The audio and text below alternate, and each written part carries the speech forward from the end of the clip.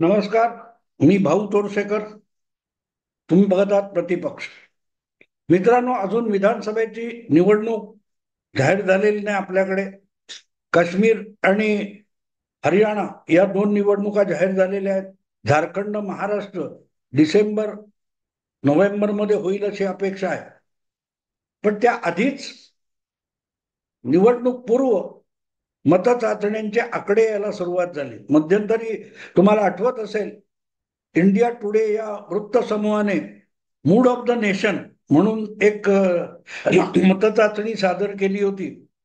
आणि त्या मतचाचणीनुसार महाविकास आघाडी ही कशी फॉर्मात आहे आणि जे काय थोडंफार अगदी काठावरचं बहुमत का असेना किंवा संख्याबळ हे महाविकास आघाडीला मिळू शकतं, असं भाष्य किंवा भाकीत इंडिया टुडेच्या त्या मूड ऑफ द नेशन या मतचाचणीने केलेलं होतं.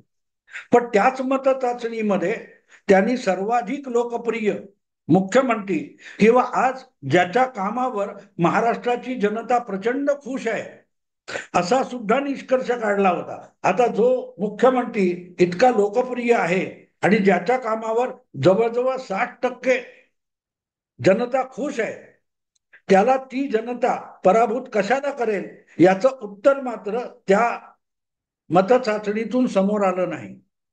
आणि म्हणून अशा प्रकारे ज्या मतचाचण्या होतात त्यांच्या अनेक अंदाज आणि भाकीत ही अलीकडल्या काळामध्ये सातत्याने अपयशी ठरलेली आहेत, खोटी ठरलेली आहेत, पूर्णपणे तोंडगशी पडली. मला वाटतं एक याविषयीचा खुलासा सी व्होटरचे संचालक यशवंत देशमुख यांनी चांगला दिलेला होता आणि तो मला आवडलेला होता, पटलेला होता, की आपल्या देशामध्ये 1980 मध्ये जेव्हा पहिल्यांदा मतचाचण्यांचा हा सिलसिला सुरू झाला, तो प्रणय रॉय यांनी केला होता. आणि त्यावेळेला काँग्रेस हा देशातला एकमेव सर्वात मोठा राष्ट्रव्यापी पक्ष होता. बाकीचे एक तर प्रादेशिक किंवा छोटे छोटे पक्ष होते. आणि त्यामुळे मतांची विभागणी कशी होईल हे सांगणं अवघड होतं. जसं अमेरिका का पाश्चात्य देशांमध्ये दोन प्रमुख पक्ष असतात, त्यामुळे सत्तेतला पक्ष आणि विरोधी पक्ष, सहसा तिसरा पक्ष नसतो. आणि त्यामुळे लोक सरकारविषयी नाराज असतील तर आपोआपच विरोधी पक्षाकडे लोकांचा कौल आहे. आणि म्हणूनच झुकतं माप आगामी निवडणुकीत विरोधी पक्षाला मिळेल असा एक निष्कर्ष काढता येतो, तसं भाकीत करता येतो. पण गंमत अशी आहे की भारतामध्ये एकच काँग्रेस मोठा पक्ष जो स्वातंत्र्योत्तर काळात आपण बघितलं की बहुमताच्या नेहमी पुढे राहिला, जवळजवळ 70-80च्या जमान्यापर्यंत.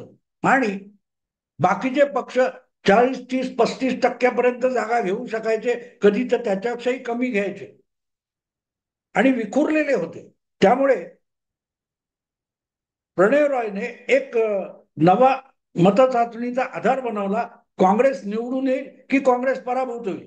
थोडक्यात ज्याला आपण अँटी इन्कम्बन्सी म्हणतो, नकारात्मक मत असतं, त्या आधारावरच मतचाचण्या होत राहिल्या. त्यामुळे राष्ट्रीय पातळीवर असेल तो काँग्रेसच्या बाजूने आणि काँग्रेसच्या विरुद्ध, किंवा त्यात आणखीन एक त्यांनी नंतर ऍड केलं होतं की विरोधकांची काँग्रेस विरोधातली एकजूट किती भक्कम आहे, मग त्याचा मतांवर किती प्रभाव पडेल हा पण एक निकष बनवला होता. पण राज्यामध्ये मात्र जेव्हा अशा चाचण्या करायच्या तेव्हा सत्ताधारी पक्ष काँग्रेसच असेल असं नाही. जिथे जो सत्ताधारी पक्ष काय आणि त्याच्या विरोधातलं मत, अशा चाचण्या व्हायच्या. आणि हा जो आधार बनला त्याच्या आधारावर, त्यामुळे त्या बेसवर सगळ्या मतचाचण्या होत आल्या. आणि म्हणूनच कधी मतचाचणी करताना एक वेगळा अँगल आपण घ्यावा असं कोणाला वाटलं नाही. म्हणजे गुजरातमध्ये लागोपाठ 1900 मला वाटते 95 पासून आजपर्यंत भाजप सातत्याने निवडून येतोय. किती निवडणुका झाल्यात बघा. काँग्रेस हा तिथला प्रमुख विरोधी पक्ष आहे, पण तो कधीही भाजपवर मात करू शकला नाही. वेगवेगळे नेते येऊन गेले, पण काँग्रेसला परत कधीही गुजरात जिंकता आलेला नाही. 5 निवडणुका सलग ओरिसामध्ये नवीन पटनाईक जिंकू शकले, मग त्यांच्या विरोधात अँटी इन्कम्बन्सी किती आहे का, हे सगळे निकष झाले. पण या निकषांना फसण्याचं किंवा भाकीतांना फसण्याचं यशवंत देशमुख सांगतात ते कारण मला अधिक पटतं, की याचा आधारच नकारात्मकतेवर आहे. की कधी कधी मतदार हा सकारात्मक असू शकतो. जसा गुजरातचा मतदार हा कितीही झालं तरी भाजपला सत्तेतच ठेवतोय. नाराजी, बेरोजगारी, महागाई हे सगळे मुद्दे चर्वित चर्वण झाले तरी गुजरातमध्ये भाजपला मतदाराने धक्का लागू दिलेला नाही. तसाच 5 निवडणुका तो नवीन पटनाईकांच्या बाबतीत झालेला आहे. आणि म्हणूनच निवडणुकांचं फसण्याचं, भाकीतं फसण्याचं कारण जे यशवंत देशमुख सांगतात ते मला पटतं आणि आवडतं, की आम्ही जो आधार घेतलाय तोच नकारात्मकतेचा आहे. पण अनेकदा जर मुख्यमंत्री आणि त्या सरकारविषयी जनमत चांगलं असेल तर त्याच्या बाजूने मतं झुकतं माप देऊ शकतात, हा विचारच आमच्या डोक्यात नव्हता. आणि इथे गंमत लक्षात घेतली पाहिजे की त्याच सी वोटर आणि इंडिया टुडेने हा मूड ऑफ द नेशन हा इंडिया टुडेचा जो सर्वे केला होता त्यामध्ये त्यांचे आकडे प्रस्थापित महायुती सरकारच्या विरोधात जाताना दिसत आहेत. पण ज्या वेळेला ते प्रश्न विचारतात की तुम्हाला महायुतीचं सरकार आवडतं का, महायुतीच्या सरकारने चांगलं काम केलंय का, मुख्यमंत्री एकनाथ शिंदे विषयी तुमचं काय मत आहे, त्यांच्या कामाविषयी तुम्ही समाधानी आहात का, हे प्रश्न विचारले तेव्हा निष्कर्ष उलटे येताना दिसतात. की एकनाथ शिंदे यांच्यावर प्रचंड खुश आहेत लोक, असं काहीतरी 26% लोक सांगतात. आणि परत आणखीन काहीतरी 24% वगैरे अशी माणसं सांगतात की आम्ही नॉर्मल समाधानी आहोत, खूप समाधानी नाही पण समाधानी आहोत. आणि अगदी 30-35% लोक एक तर मत व्यक्त करत नाहीत किंवा असंतुष्ट आहेत म्हणून सांगतात. जेव्हा 60% म्हणजे 3 मतदारांपैकी 2 मतदार एकनाथ शिंदे या मुख्यमंत्र्याच्या कामाविषयी समाधानी किंवा प्रचंड समाधानी असतात, तेव्हा तुमचा मताचा कौल हा विरुद्ध कसा जाऊ शकतो. तर त्याचं कारण असं आहे की मतचाचणीचा आधार हा नकारात्मकतेवर आधारलेला आहे. अजूनही नकारात्मक आणि सकारात्मक हा भेदभाव जोपर्यंत मत चाचणीमध्ये केला जात नाही तोपर्यंत या मतचाचण्या सरसकट फसत जाणार याविषयी माझ्या मनात शंका नाही. असो, आता आपण ताजा जो सर्वे आलेला आहे, ताजा सर्वे म्हणजे टाइम्स नाव या चॅनेलने झारखंड, हरियाणा आणि महाराष्ट्र या 3 राज्यांच्या विधानसभा निवडणुका डोळ्यासमोर ठेवून ऑगस्ट महिन्यामध्ये एक सर्वे केला. अर्थात झारखंड आणि महाराष्ट्र याच्या निवडणुका सुद्धा घोषित झालेल्या नाहीत, उमेदवार सुद्धा समोर आलेले नाहीत. हरियाणामध्ये अजून उमेदवार ठरवले जात आहेत. पण निदान निवडणुका घोषित झाल्यात. 8 ऑक्टोबरला मतमोजणी होणार आहे इथपर्यंत सगळं स्पष्ट झालंय. त्यामुळे हरियाणा मधलं मत चाचणी आणि महाराष्ट्र झारखंड मधली मत चाचणी यामध्ये फरक पडतो. अनेकदा निवडणुकीला शेवटच्या क्षणी मत बनवणारा जो फ्लोटिंग वोटर असतो, तरंगता मतदार असतो, जो इकडे पण जातो तिकडे पण जातो, तो निर्णायक मतदान करत असतो. आणि म्हणूनच जोपर्यंत निवडणुकांचा वेळापत्रक आणि चित्र स्पष्ट होत नाही तोपर्यंत अशा 15-20% फ्लोटिंग वोटरचा अंदाज तुम्हाला कधीही बांधता येत नाही. आणि त्यामुळे थोडाफार तो कल हा आपल्याला एक्झिट पोल मध्ये मिळू शकतो. पण निवडणूक पूर्व मतचाचणीमध्ये प्री पोल त्याचा अंदाज बांधणं अवघड असतं. आणि म्हणूनच आता आलाय तर ठीक आहे, त्यामुळे आपल्याला जनमत कुठच्या दिशेने जाते त्याचा कल दिसतो. आता हा कल माझ्या दृष्टीने एवढ्यासाठी महत्वाचा आहे, तो खरा ठरेल असं मला अजिबात वाटत नाही. कारण गेल्या 10-15-20 वर्षातला अनुभव सातत्याने धक्कादायक आहे मतचाचण्यांचा. आणि म्हणून मी असं म्हणतो की ज्या प्रकारे हे आकडे टाइम्स नावने दिलेले ते बघितले तर महाराष्ट्रात तरी जी महायुती सत्तेत आहे तीच परत सत्तेत येण्याची शक्यता आहे. आणि त्यामध्ये परत एकदा भारतीय जनता पक्ष हा सर्वात मोठा पक्ष म्हणून निवडून येईल, भले कदाचित त्याच्या जागा 10-12ने कमी होतील, म्हणजे 83 ते 93 आमदार भाजपचे निवडून येतील असं त्यांनी म्हटलंय. पण काँग्रेस जी आज मोरपिसारा लावून बागडते आहे, की लोकसभेत आमचे 13 आले, आम्ही महाराष्ट्रातला सर्वात मोठा पक्ष झालो, विधानसभेत सुद्धा काँग्रेसच मोठा पक्ष होईल, ही सगळी पिसं टाइम्स नावाच्या सर्वेने झाडून टाकलेली आहे, झडून गेलेली आहे, मोराची लांडोर करून टाकली आहे. मोराला, मोर हा नर असतो त्यात मधला आणि त्याला पिसारा असतो, पण जी मादी असते तिला अजिबात पिसारा नसतो. आणि म्हणून मी म्हटलं की मोराची लांडोर करून टाकली. लोकसभेला जी काय जागा आल्यात तो पिसारा फुलवून काँग्रेस बोलत असेल तर महाराष्ट्रात काँग्रेसला तितकं स्थान नाही, हे टाइम्स नावाचा सर्वे दाखवतो. आणि तो मला जास्त खरा वाटतो. याचं कारण असं आहे की काँग्रेसला अखिल भारतीय नेतृत्व असलं, ऑल इंडिया लिडरशिप असली, तरी महाराष्ट्रामध्ये पॅन महाराष्ट्र, महाराष्ट्रव्यापी असं कुठलंही नेतृत्व आज काँग्रेस पक्षाकडे उरलेलं नाही.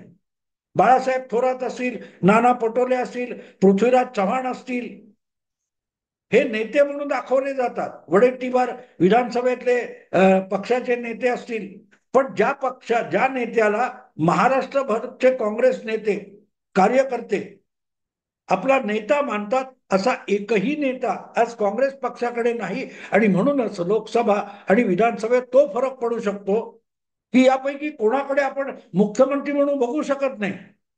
उलट स्थिती जी आहे ती शरद पवार आणि उद्धव ठाकरे यांची आहे.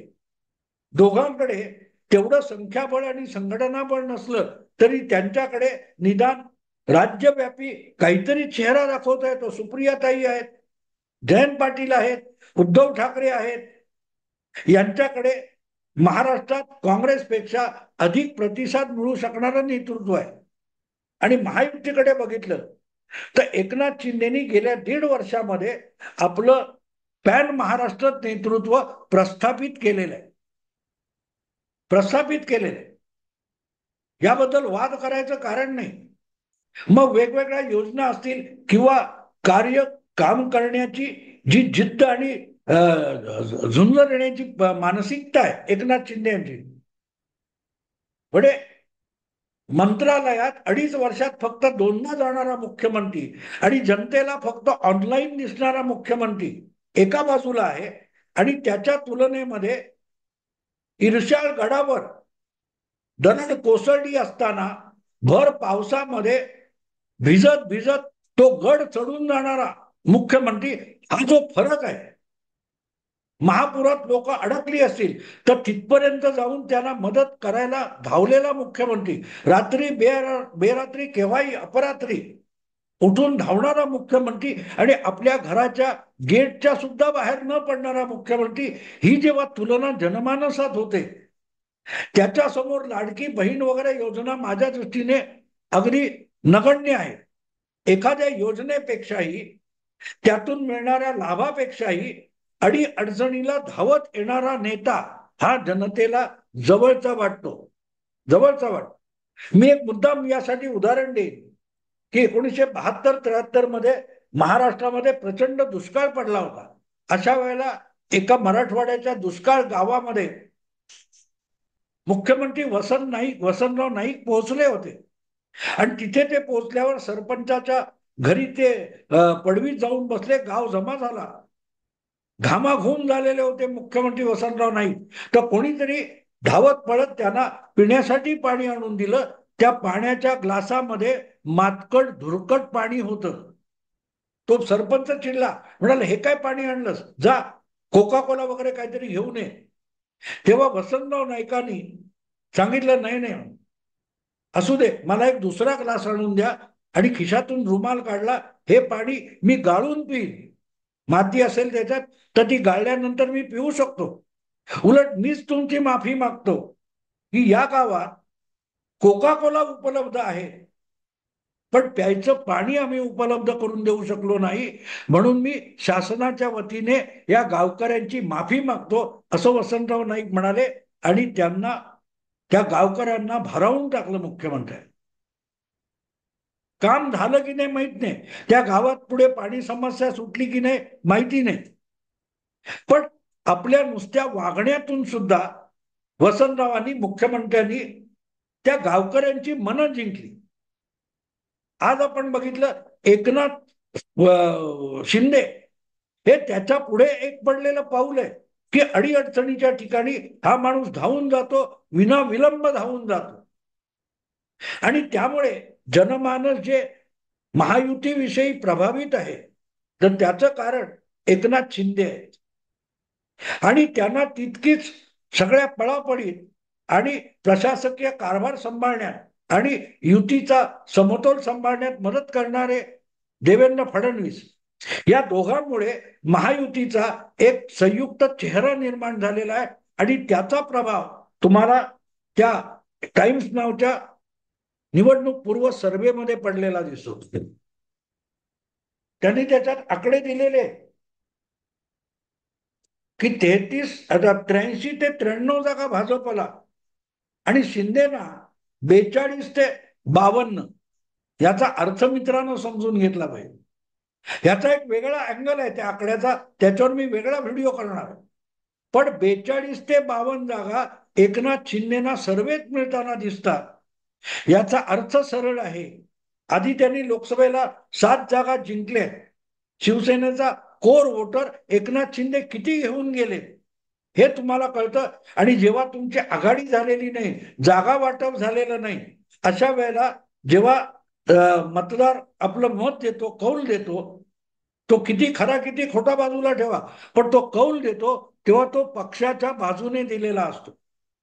भले एकनाथ शिंदे मुख्यमंत्री असतील तरी भाजपला मिळणाऱ्या मतांची टक्केवारी याच्यामध्ये 26% अधिक आहे आणि एकनाथ शिंदेना मिळणारी टक्केवारी ही 16% अधिक आहे. म्हणजे दोघांची टक्केवारीच 42-43% होऊन जाते बेरीज. याचा अर्थ ह्या दोघांची एकमेकांना ट्रान्सफर होणारी मतं ही महाविकास आघाडीलाही मागे टाकून पुढे जातात.